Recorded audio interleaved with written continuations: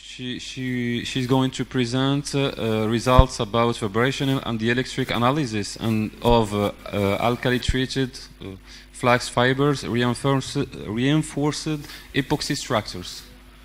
Thank you. I will give my talk in French because I didn't know that I have to prepare it in English, but slides were written in English.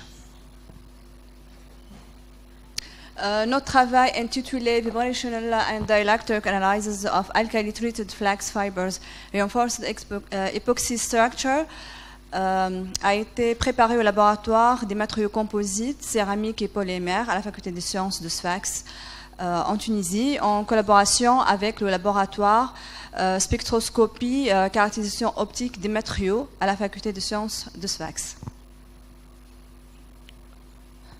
Un matériau composite est un matériau qui contient au moins deux constituants différents, ce qui lui donne des propriétés particulières intéressantes.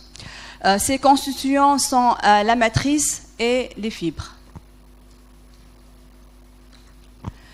Les fibres naturelles lignocellulosiques sont des matériaux primaires qui permettent la production d'une très grande variété de matériaux pour des différentes applications. Donc ces fibres naturelles peuvent être réparties en plusieurs catégories, telles que les tiges dont on trouve le lin, les feuilles, les fruits, etc.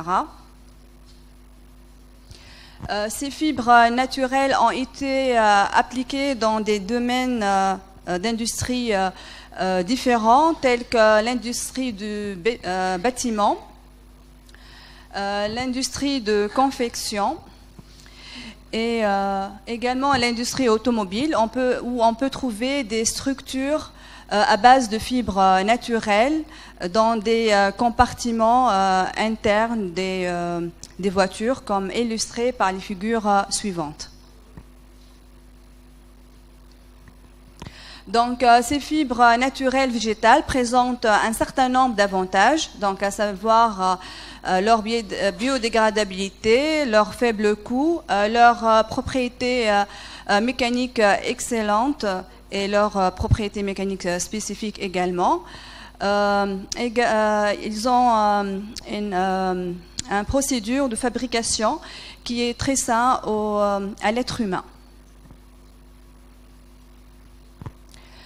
L'effet de ce renfort dépend de l'état d'interface matrice-renfort. Il dépend de leur répartition et leur orientation dans la matrice. Et ces fibres, lorsqu'ils sont tissés, ils peuvent donner une rigidité aux matériaux. Et également, cette rigidité, elle dépend également de l'état d'interface, c'est-à-dire l'adhésion du renfort dans la matrice. Comme ces fibres naturelles d'origine végétale, elles ont un caractère hydrophile très important, ils peuvent donner lieu à une faible adhésion dans une matrice polymérique. C'est pour cela que ces fibres naturelles ont été traitées par plusieurs méthodes. Donc on trouve des traitements physiques, des traitements chimiques et écologiques ou aussi des traitements combinés.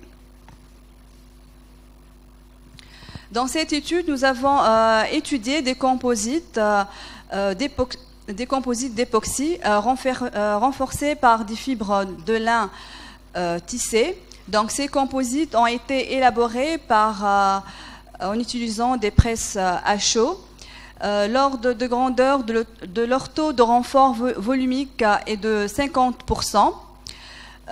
Ces renforts ont subi 3 types de traitements chimiques. Ces traitements sont le lessivage, le blanchiment et la mercerisation. Donc nous avons donné les noms suivants pour les différents types de matériaux composites que nous avons analysés.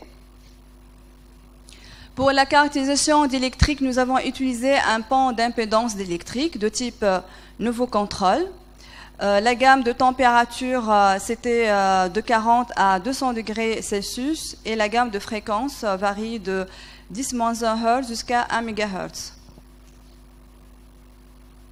Donc également, nos échantillons ont été caractérisés par une méthode vibrationnelle en utilisant la spectroscopie infrarouge à transformer de Fourier. La figure suivante présente les variations isothermes de la permittivité d'électrique où on note la présence d'une relaxation d'électrique qui apparaît pour des températures supérieure à la température de la transition vitreuse. Cette relaxation d'électrique a été associée à la relaxation alpha qui est due à la transition vitreuse.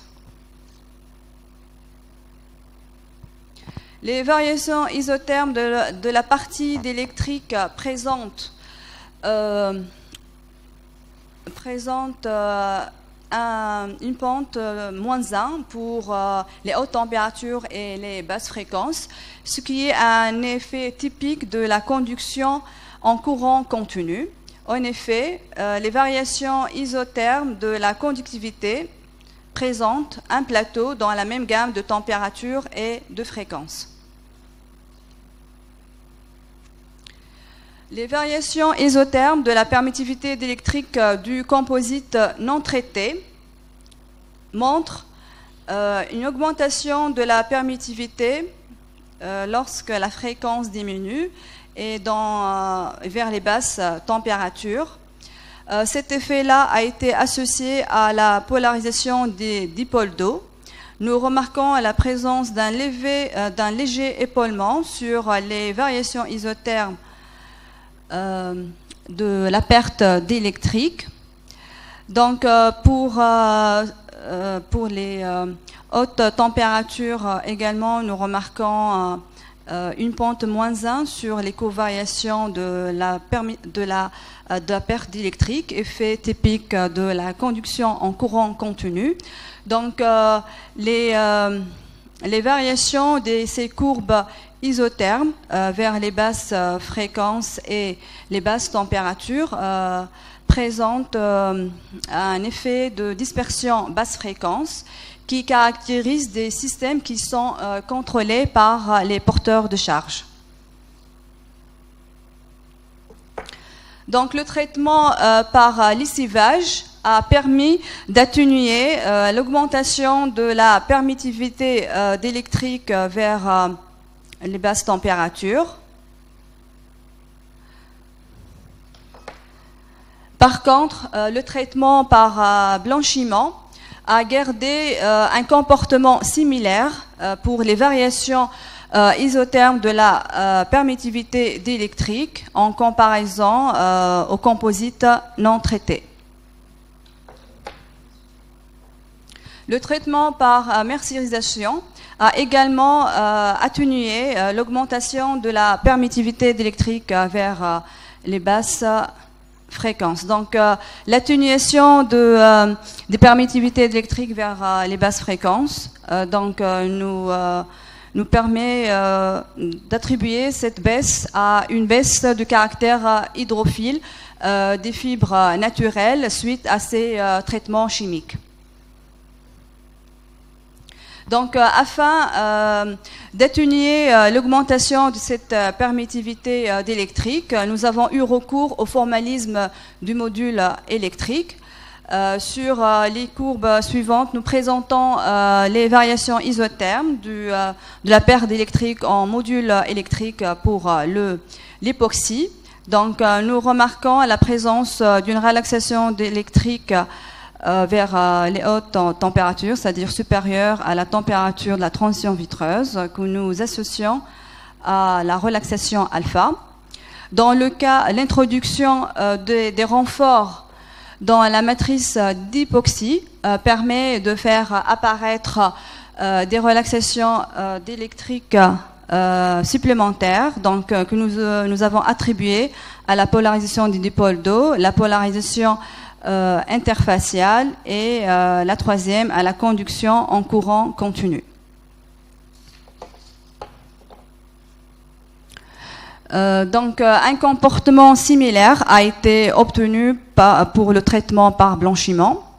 Par contre, pour le traitement par lessivage, nous remarquons l'absence de la relaxation électrique qui est due à la conduction en courant continu.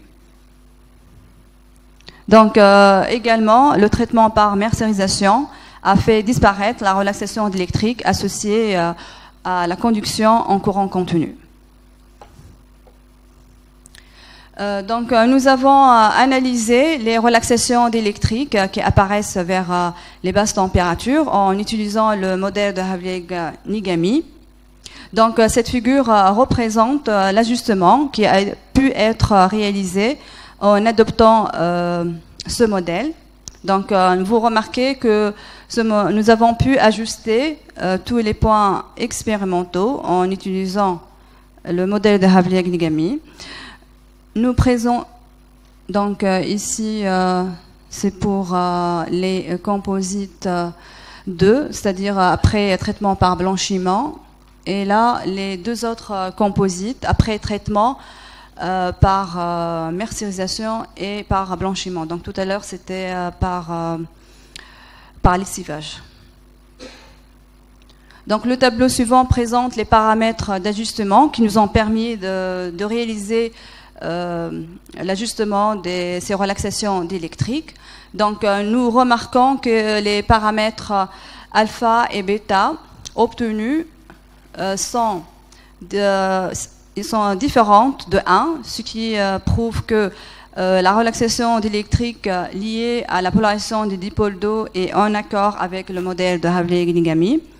Donc cet ajustement également nous a permis de déterminer l'intensité de cette relaxation. Donc la comparaison de ces intensités pour une température donnée et pour tous les composites nous révèle que cette intensité décroît après le traitement des fibres par les différents types de traitements chimiques. Donc la décroissance de l'intensité de relaxation est présentée comme suit. Donc cette intensité, elle diminue, donc elle est la plus faible pour un traitement par lessivage. Donc ce résultat peut être associé à un caractère hydrophile qui est affaibli suite à ces traitements chimiques. Donc afin de confirmer ces analyses d'électrique, nous avons fait des caractérisations vibrationnelles en utilisant la spectroscopie infrarouge à transformer de Fourier. Sur cette figure, nous présentons les spectres infrarouges réalisés sur le renfort non traité et les autres renforts traités par les différents méthodes, par les différents types de traitements chimiques. Donc, nous remarquons que la vibration associée à l'élongation OH donc diminue. Donc ici pour le spectre infrarouge de fibres non traitées présente un spectre typique de fibres lignocellulosiques. Donc ce pic associé à l'élongation OH diminue après traitement par lessivage et également après traitement par mercerisation. Donc cette diminution en intensité, nous l'avons attribuée à une rupture des liaisons hydrogènes dans la structure des fibres, ce qui fait augmenter la rigorosité de ces fibres et par suite d'améliorer leur adhésion dans la matrice polymérique. Donc également la vibration à 1730 qui prouve la présence de pectine. Bon là je n'arrive pas à bien voir. Peut-être... Donc là, donc cette vibration, donc on voit que cette vibration disparaît après le traitement par blanchiment, donc ce qui traduit l'élimination des pectines par le traitement de blanchiment. Nous avons également analysé la vibration à 1744 qui est liée aux molécules d'eau absorbées par ces fibres lignocellulosiques. Donc, nous remarquons une atténuation dans l'intensité de ces fibres après le traitement par lessivage et les traitements par mercerisation. Donc, sur cette figure, nous présentons les spectres infrarouges de la matrice et de ses composites. Ces courbes-là montrent que la vibration associée à l'élongation OH donc, augmente en intensité et elle se décale vers les basses fréquences. Et ceci pour les différents types de traitements chimiques entrepris. Donc cette augmentation de l'intensité montre l'établissement des liaisons hydrogènes entre la matrice et le renfort. Donc le traitement chimique a bien amélioré l'adhésion du renfort dans la matrice d'époxy. Pour conclure, donc l'étude électrique de la matrice d'époxy a montré la présence d'une relaxation d'électrique qu'on a associée à la relaxation alpha. L'incorporation des fibres de lin non traitées fait apparaître trois types de relaxation d'électrique que nous avons associés à la polarisation du dipôle d'eau, à la polarisation interfaciale et à la conduction en courant continu. Le traitement chimique de ces fibres n'a pas eu d'effet sur le comportement de composite lorsque les fibres sont traitées par le blanchiment.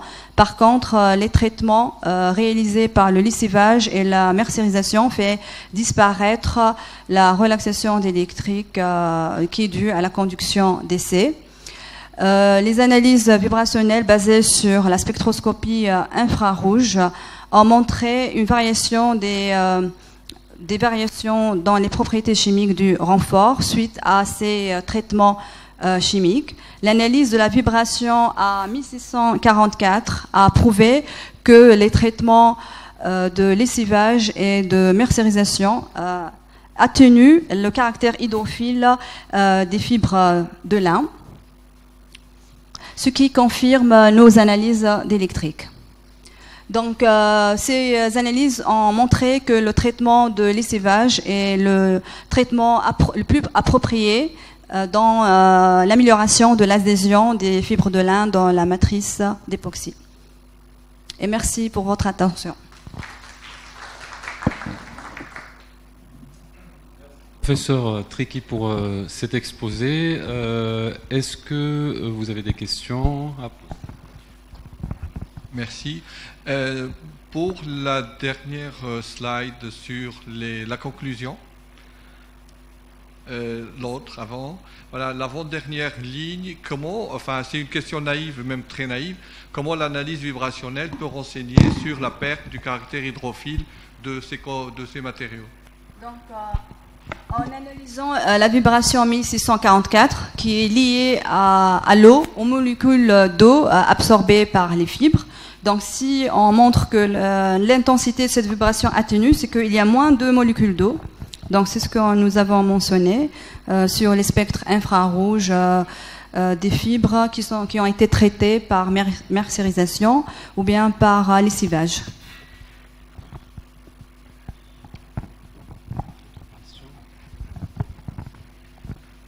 Nous sommes en retard, hein, donc ne posez pas beaucoup de questions, s'il vous plaît. Je rejoins la question de M. Hamraoui concernant vous avez dit que le caractère hydrophobe s'affaiblit avec un traitement chimique. Oui. Par quel mécanisme, s'il vous plaît? Donc, par quel mécanisme? Donc c'est en analysant les spectres infrarouges. Donc si on fait un traitement par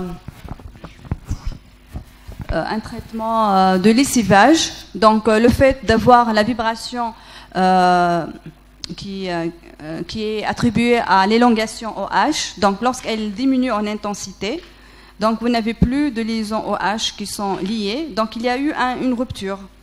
Donc c'est que la structure des fibres ne sont plus liées par des liaisons hydrogènes, mais plutôt on arrive à les séparer. Ce sont des liaisons entre les fibres de lin. Donc le fait d'arriver à les dissocier, donc on peut créer des surfaces rugueuses qui qui permettent de réagir avec la matrice d'époxy. Donc, le même comportement a été obtenu par le traitement par mercerisation.